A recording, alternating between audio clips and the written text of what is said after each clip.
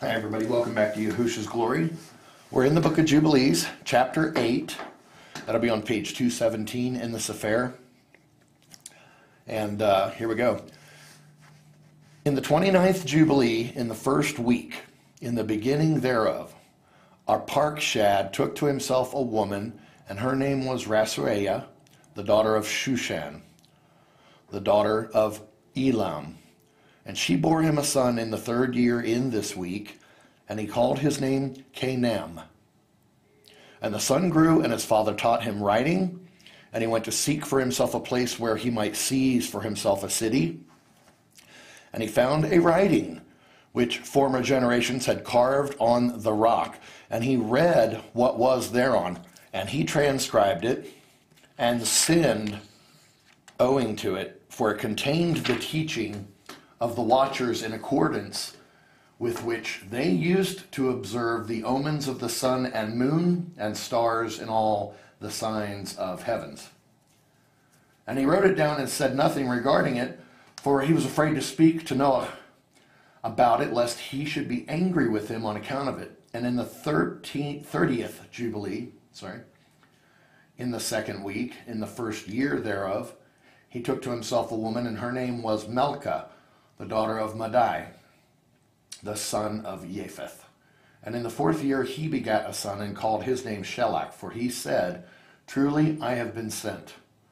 And in the fourth year he was born, and Shelah grew up and took to himself a woman, and her name was Muach, the daughter of Kesed, his father's brother, in the 31st Jubilee, in the fifth week, in the first year thereof.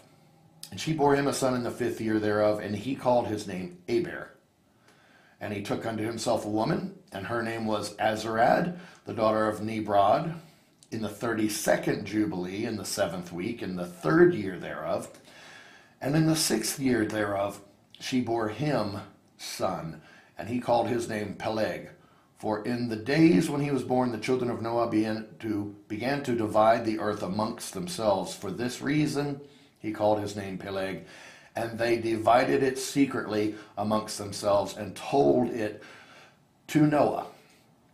And it came to pass in the beginning of the 33rd Jubilee that they divided the earth into three parts, for Shem and Ham and Japheth, according to the inheritance of each, in the first year, in the first week, when one of us who had been sent was with them. And he called his sons, and they drew nigh to him, they and their children, and he divided the earth into the lots, which his three sons were to take in possession. And they reached forth their hands, and took the writing out of the bosom of Noah, their father.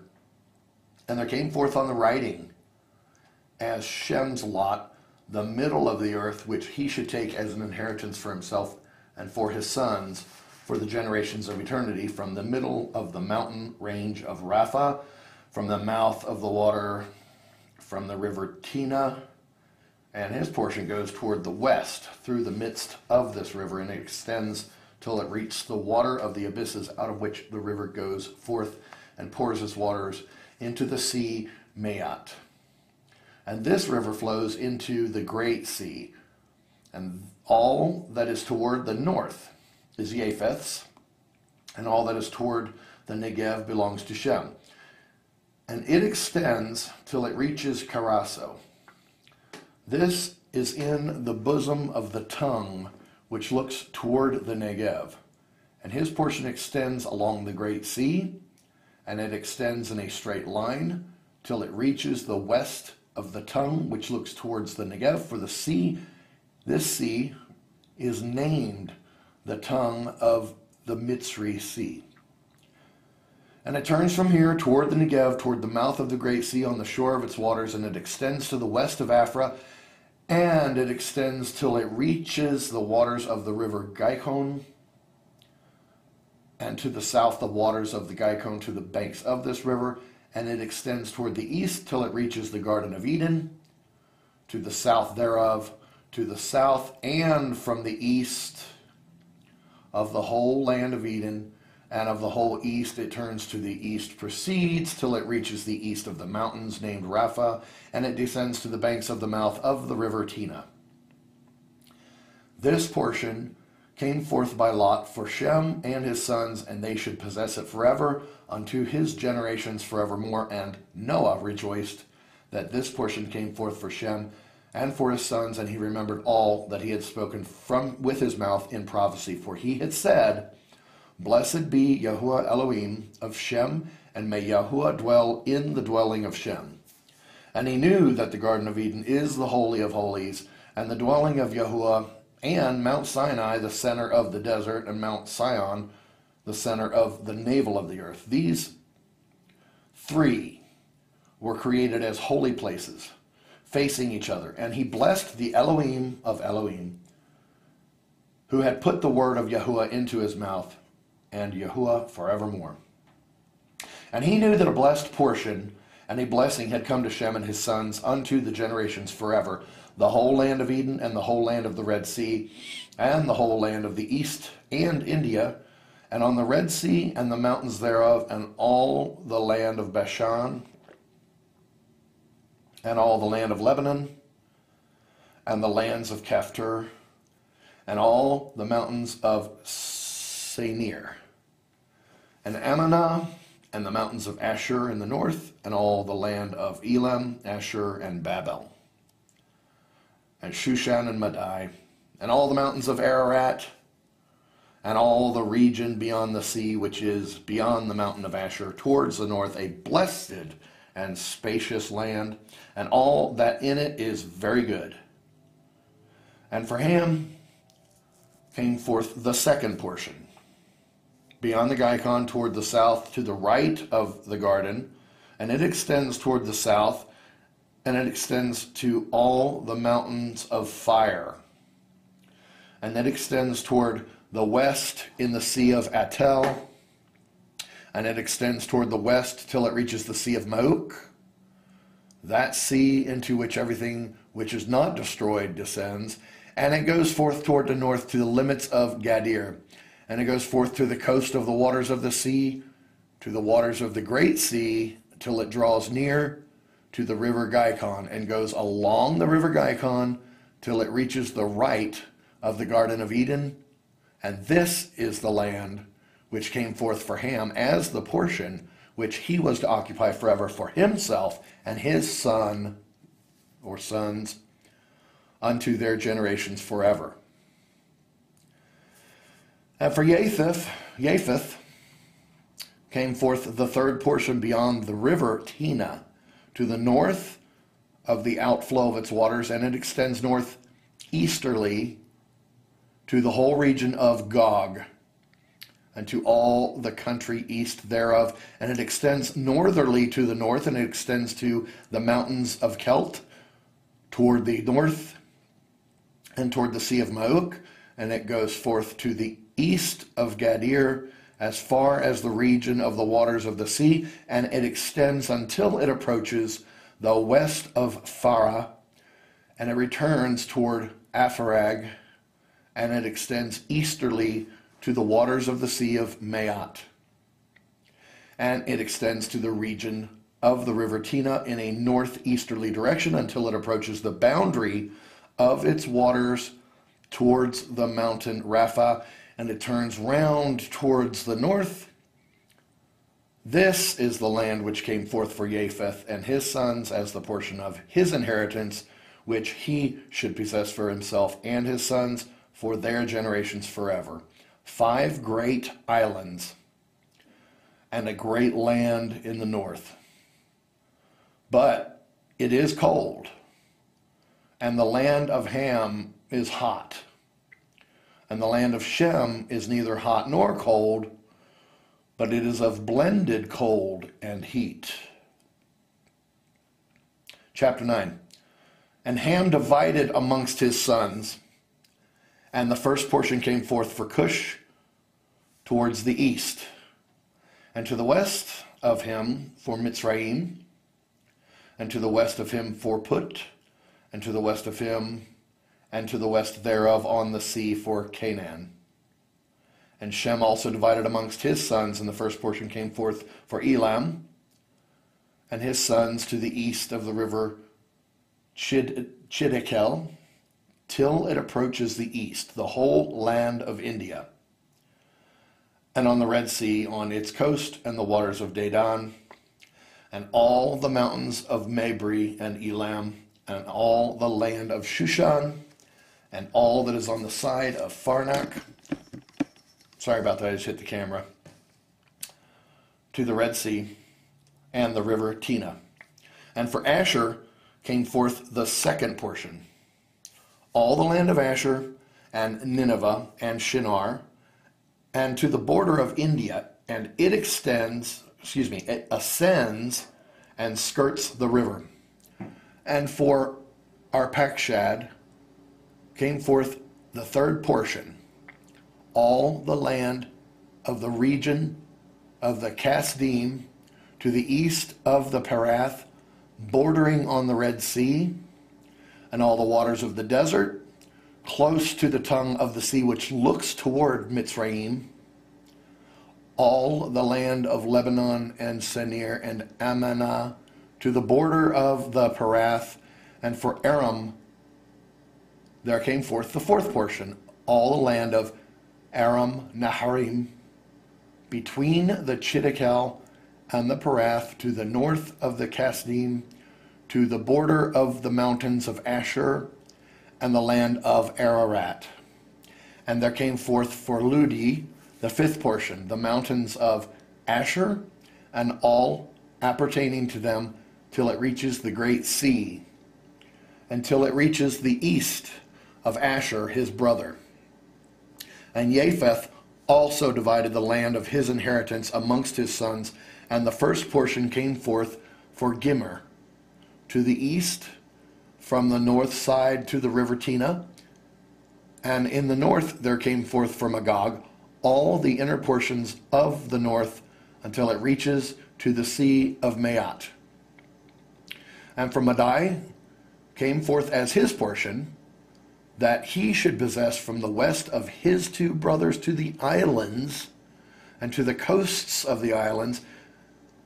And for Yavan came forth the fourth portion, every island, and the islands which are toward the border of Ludi. And for Tubal there came forth the fifth portion in the midst of the tongue, which approaches to the second tongue, to the region beyond the second tongue, unto the third tongue. And for Meshech came forth the sixth portion, all the region beyond the third tongue, till it approaches the east of Gadir. And for Thyrak there came forth the seventh portion, 4 great islands in the midst of the sea, which reach to the portion of Ham, and the islands of Kamaturi came out by lot for the sons of Arpachshad as his inheritance. And thus the sons of Noah divided unto their sons in the presence of Noah their father, and he bound them all by an oath, imprecating a curse on everyone that sought to seize the portion which had not fallen to him by his lot. And they all said, so be it for themselves and their sons forever, throughout their generations, till the day of judgment, on which Yahuwah Elohim shall judge them with a sword and with fire for all the unclean wickedness of their errors, wherewith they have filled the earth with transgressions and uncleanness and fornication and sin. Chapter 10. And in the 3rd week of this Jubilee, the unclean devils began to lead astray the children of the sons of Noah, and to make to err and destroy them. And the sons of Noah came to Noah their father, and they told him concerning the devils, which were leading astray and blinding and slaying his sons' sons. And he prayed before Yahuwah Elihu, and said, Elohim of the Ruachat of all flesh, who has shown mercy unto me, and has saved me and my sons from the waters of the flood, and has not caused me to perish, as you did the sons of perdition, For your grace has been great towards me, and great has been your mercy to my soul. Let your grace be lift up upon my sons, and let not wicked Ruachat rule over them, lest they should destroy them from the earth. But do you bless me and my sons, that we may increase and multiply and replenish the earth.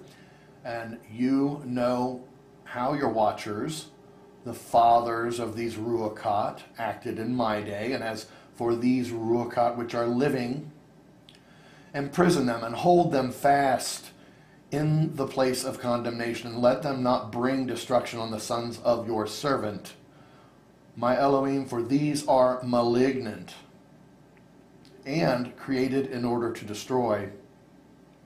And let them not rule over the Ruachat of the living, for you alone can exercise dominion over them.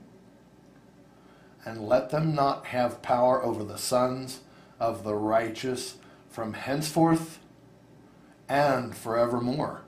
And Yahuwah Eloheinu bade us to bind all, and the chief of the Ruachat, Mastema, came and said, Yahuwah, Creator, let some of them remain before me, and let them hearken to my voice, and do all that I shall say unto them. For if some of them are not left to me, I shall not be able to execute the power of my will on the sons of men.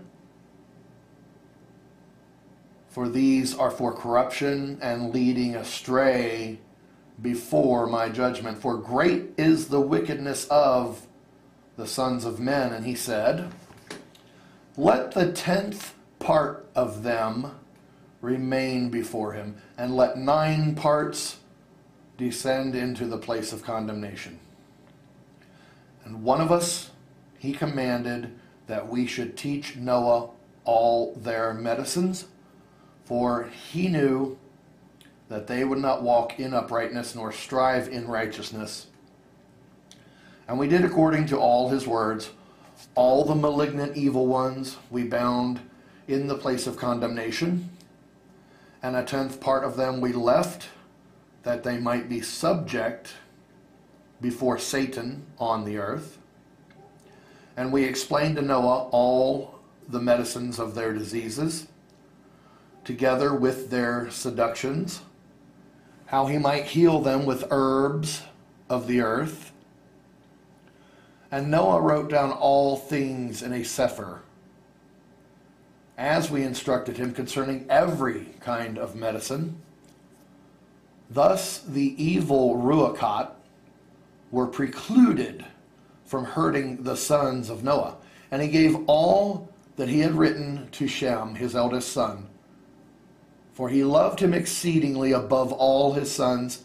And Noah slept with his fathers and was buried on Mount Lubar in the land of Ararat. 950 years he completed in his life, 19 Jubilees and 2 weeks and 5 years.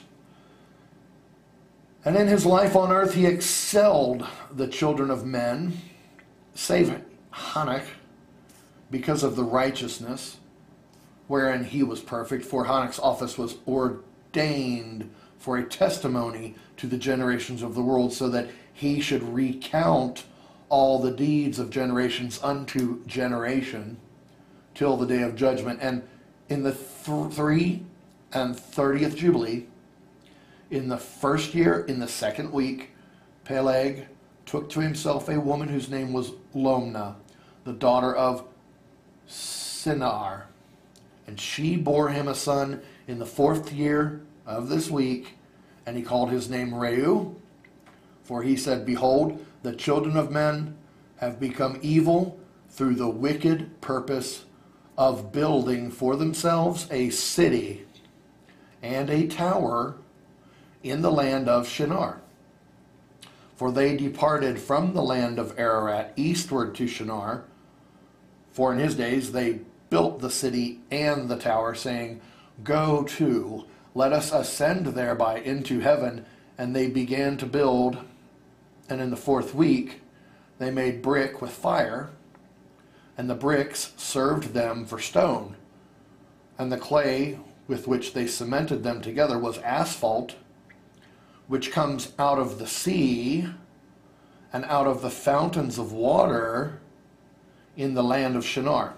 And they built it. 43 years were they building it. Its breadth was 203 bricks, and the height of a brick was the third of one. Its height amounted to 5,433 cubits and 2 palms.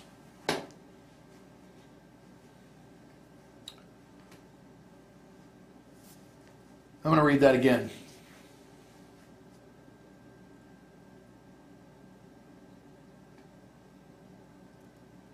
Okay, it says they built it for 43 years. They were building it. Its breadth was 203 bricks. The height of a brick was the third of one. Its height amounted to 5,433 cubits and 2 palms. Okay, that's what I thought I read. So it's a pretty big brick. And the extent of one wall was 13 stades, and of the other 30 stades. And Yahuwah Eloheinu said unto us, Behold, they are one people, and this they begin to do, and now nothing will be withholden from them. Go to, let us go down and confound their language, that they may not understand one another's speech, and they may be dispersed into cities and nations, and one purpose will no longer abide with them till the day of judgment. And Yahuwah descended, and we descended with him to see the city and the tower which the children of men had built, and he confounded their language, and they no longer understood one another's speech, and they ceased then to build the city and the tower. For this reason, the whole land of Shinar is called Babel, because Yahuwah did there confound all the language of the children of men, and from thence they were dispersed into their cities, each according to his language and his nation. And Yahuwah sent a mighty wind against the tower and overthrew it upon the earth, and behold, it was between Asher and Babel in the land of Shinar, and they called its name Overthrow. In the 4th week, in the 5th year, in the beginning thereof, in the 34th Jubilee, were they dispersed from the land of Shinar, and Ham and his sons went into the land which he was to occupy, which he acquired as his portion in the land of the south. And Canaan saw the land of Lebanon to the river of Mitzrayim, and it was very good. And he went not into the land of his inheritance to the west, that is to the sea, and he dwelt in the land of Lebanon, eastward and westward from the border of Jordan and from the border of the sea. And Ham, his father, and Cush and Mitzrayim, his brothers, said unto him, You have settled in a land which is not yours, and which did not fall to us by lot. Do not do so. For if you do so, you and your sons will fall in the land and be accursed through sedition. For by sedition ye have settled, and by sedition will your children fall. And you shall be rooted out forever. Dwell not in the dwelling of Shem, for to Shem and to his sons did it come by their lot. Cursed are you, and cursed shall you be beyond all the sons of Noah by the curse by which we bound ourselves by an oath in the presence of the holy judge and in the presence of Noah our father. But he did not hearken unto them, and dwelt in the land of Lebanon from Chamath to the entering of Mitzrayim, he and his sons, until this day. And for this reason, the land is named Canaan. And Japheth and his sons went towards the sea and dwelt in the land of their portion. And Madai saw the land of the sea, and it did not please him. And he begged a portion from Elam and Asher and Arpachshad, his woman's brother.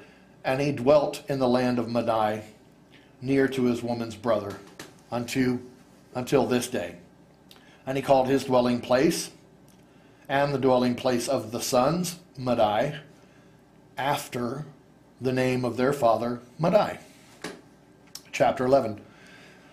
And then the 35th Jubilee in the 3rd week, in the 5th year thereof, Reu took to himself a woman, and her name was Orah, the daughter of Ur, the son of Kesed. And she bore him a son, and he called his name Sarai. In the 7th year of this week in this Jubilee, and the sons of Noah began to war on each other, to take captive, and to slay each other, and to shed the blood of men on the earth, and to eat blood, and to build strong cities, and walls, and towers.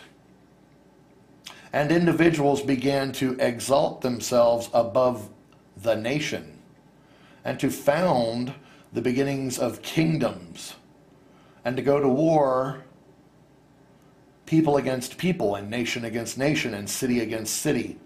And all began to do evil, and to acquire arms, and to teach their sons war. And they began to capture cities, and to sell male and female slaves. And the son of Kesed, built the city of Era of the Kasdim, and called its name after his own name, and the name of his father. And they made for themselves molten images, and they worshipped each the idol, the molten image which they had made for themselves. And they began to make graven images and unclean simulacra, and malignant ruachat assisted and seduced them into committing transgression and uncleanness. And the prince Mastema exerted himself to do all this, and he sent forth other ruachat, those which were put under his hand, to do all manner of wrong and sin and all manner of transgression, to corrupt and destroy and to shed blood upon the earth. And for this reason he called the name of Sarug, for everyone turned to do all manner of sin and transgression. And he grew up and dwelt in of the Kasdim, near to the father of his woman's mother. And he worshipped idols, and he took to himself a woman in the 36th Jubilee in the 5th week, in the 1st year thereof, and her name was Melka, the daughter of Caber, the daughter of his father's brother. And she bore him Nachor in the 1st year of this week, and he grew and dwelt in of the Kasdim, and his father taught him the researches of the Kasdim to divine and augur according to the signs of heaven. And in the 37th Jubilee, in the 6th week, in the 5th year thereof, he took to himself a woman, and her name was Liaska, the daughter of Nestag of the Kasdim. And she bore him Terach in the 7th year of this week. And the prince Mastema sent ravens and birds to devour the seed which was sown in the land, in order to destroy the land and rob the children of men of their labors. Before they could plow in the seed, the ravens picked it from the surface of the ground. And for this reason, he called his name Terak, because the ravens and the birds reduced them to destitution and devoured their seed. And the years began to be barren, owing to the birds, and they devoured all the fruit of the trees from the trees. It was only with great effort that they could save a little of all the fruit of the earth in their days. And in this 39th Jubilee, in the second week in the first year, Terak took to himself a woman, and her name was Edna, the daughter of Avram, the daughter of his father's sister. And in the 7th year of this week, she bore him a son, and he called his name Avram, by the name of the father of his mother, for he had died before his daughter had conceived a son. And the child began to understand the errors of the earth, that all went astray after graven images and after uncleanness. And his father taught him writing, and he was 2 weeks of years old, and he separated himself from his father, that he might not worship idols with him. And he began to pray to the Creator of all things, that he might save him from the errors of the children of men, and that his portion should not fall into error after uncleanness and vileness. And the seed time came for the sowing of seed upon the land, and they all went forth together to protect their seed against the ravens. And Abram went forth with those that went, and the child was a lad of 14 years. And a cloud of ravens came to devour the seed. And Abram ran to meet them before they settled on the ground, and cried to them before they settled on the ground to devour the seed, and said, "Descend not, return to the place whence ye came." And they proceeded to turn back. And he caused the clouds of ravens to turn back that day 70 times. And of all the ravens throughout all the land where Abram was there settled, where Abram was, there settled there not so much as one. And all who were with him throughout all the land saw him cry out, and all the ravens turned back, and his name became great in all the land of the Kasdim. And there came to him this year all those that wished to sow, and he went with them until the time of sowing ceased, and they sowed their land, and that year they brought enough grain home and eat and were satisfied. And in the first year of the 5th week, Abram taught those who made implements for oxen, the artificers in wood, and they made a vessel above the ground facing the frame of the plow, in order to put the seed thereon, and the seed fell down therefrom upon the share of the plow, and was hidden in the earth, and they no longer feared the ravens. And after this manner they made vessels above the ground on all the frames of the plows, and they sowed and tilled all the land according as Abram commanded them, and they no longer feared the birds. Well, I just think that's fantastic. Okay, we're going to quit right there. Gosh, that was really great. I'm glad you're here. I hope you really enjoyed that. Next time we come back, we'll be on chapter 12 here. I love you guys very much. Thank you for supporting the channel. And it's not so much that. Thank you for caring about Father enough to want to actually hear this. You know, it's a real wordy study. We're reading it word for word, and it's taken forever. I know that. But it's kind of funny. You get through this book, and it sounds like you're reading, and then all of a sudden there's just this really neat thing happen. Really important information, just gems of wisdom pop out here and there. And that's why it's so important that we read the entire thing. If any of you have actually gotten through one entire book with me, I think Enoch is the shortest one so far. let me know. Let me know. And each time somebody gets through a whole book, I think what we'll do is I just bought this machine that makes T-shirts. So I wondered if maybe we could try to design a T-shirt for the website that says I'd like to put on it reverence for Yahuwah is the beginning of wisdom. I like to have that on the back, and then maybe put Yehusha's glory on the front on a small circle or something like that. But I'd like to have a T-shirt, maybe give that away free to people who have finished the books. So if you hear this and you've finished one of the books, tell me which book you finished, and we'll start collecting your names on the YouTube list, and then we'll have like a drawing or something like that. But that'll be kind of fun, I think. That was fantastic. I loved reading this. And so let's go ahead and just real quick wish each other peace. Father, watch over us. Yahuwah, please. We need you to protect us and guide us. We can't do anything without you. We can do nothing without you. We're bowed down with our face to the ground in front of your throne forever. And we're just happy that you put us here so we'd have a chance to look up and tell you how much we love you. We love you without seeing you. Imagine how much more we'll love you when we're right there in front of your throne. We only pray to you through the name of your Messiah, Yehusha. We love you so much. Amen. Thank you so much for coming to Yehusha's Glory. Can't wait to see you next time. Talk to you soon.